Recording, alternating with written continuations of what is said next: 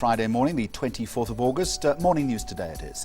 And after being grounded for almost 3 months, SA Express taking to the skies again, but with limited service. Only 9 of the airline's 22 aircraft are operating.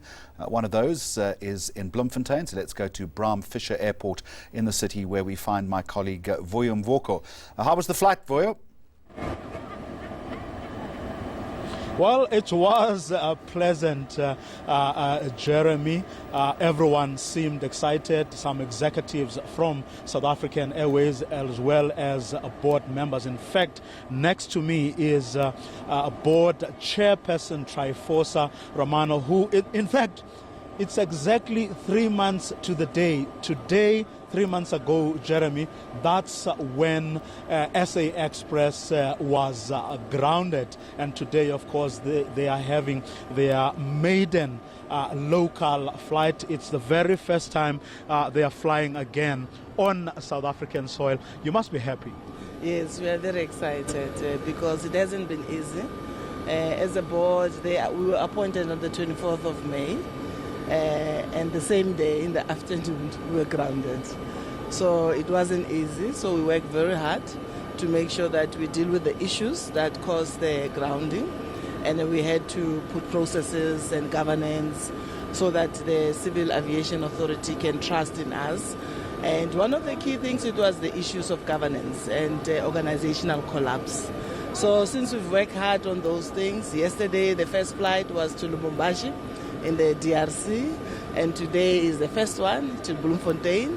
We loaded the flights last week, and when we loaded the flights last week, today we have more than 20 paying passengers who were on the aircraft. So it's very exciting for us as a board, and we're looking forward because there is a rationale to have South African Express Airways to operate in our soil. Now, safety, of course, is something we cannot compromise on under any circumstances. What have you put in place to ensure that you don't slide back to where we are, the very reasons why you were grounded in the first place? I think on the safety, we have put in a lot of processes, and that is why our AMO, which is for maintenance side, is the first one that we received. The key aspect on the ground, it was not mainly safety.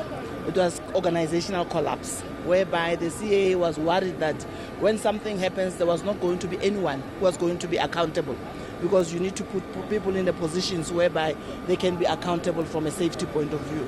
So from the safety point of view, we have put in processes. The board has undergone safety training as well, so that they can understand when you're engaging with management. And also by having people in the right positions. We are filling in the positions to make sure that we have the right people that can be held accountable. Should there be a problem in the aircraft, you should be able to trace it to a particular person. And in terms of civil aviation, they want what you call nominated post holders. And that is why we've got the acting CEO now who's assisting us. He's got more than 20 years experience in aviation to put all those processes together and to ensure that we get the right people into the right positions into the airline. Well, your critics say all you are really is a drain on the public purse, when in fact there is no business case for this airline. SA Express, actually there is a business case. In anywhere in the world, a feeder airline is the one that actually makes money, because you operate on short haul, 1 hour, 2 hours, 3 hours, and then the turnaround 40 minutes or more than an hour in an international sort of space. You actually are utilizing your assets, and normally a feeder operates in markets whereby competition is less. If there is a competition, you work hard for your competition, but if there is no competition, that's where you name the price into that market. So your cash, you make your cash returns quite quicker compared to the main carriers, which are operating long haul, bigger aircraft. The capital cost of a bigger aircraft is close to $300 million or so, whereby these ones is less than $100 million in that aspect. So the capital cost and the returns on the feeder airline is actually much more viable.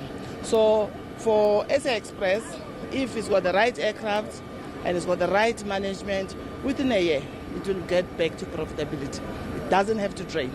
Like for example, we loaded the flights last week. We already have 20 paying passengers into the aircraft. So You have certain routes whereby passengers just book within a day or two. You have others where there is a long booking sort of system. So a feeder airline all over the world is actually makes money. Chafosa Roman, thank you very much for talking to us this morning. She is, of course, the chairperson of South African Express. Well, Jeremy, there you have it. Their first local flight, as you heard from her.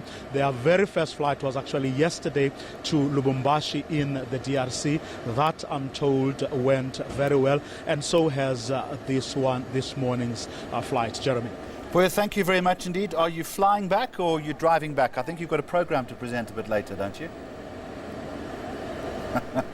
Indeed, Jeremy, and I'll make sure that I'm on air this evening. All right, Vuyo Mvoko, host of Newsnight, thank you very much.